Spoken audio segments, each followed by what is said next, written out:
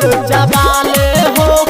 खोआ मलाई न खाले हो, खाली भांग धतूर चबाले हो। कालो के काल महकाले आवा घरदानी है कहाले हो।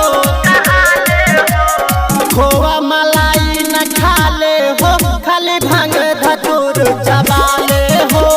खोआ मलाई न खाले हो, खाली भांग धतूर चबाले हो।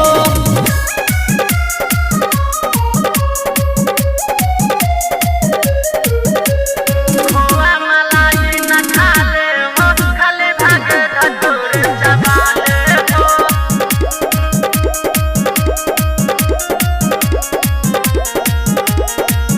नहीं सर्दी जुखाम का बोला गेला हो। नाम सुन के ये दुख दूर भागेला हो।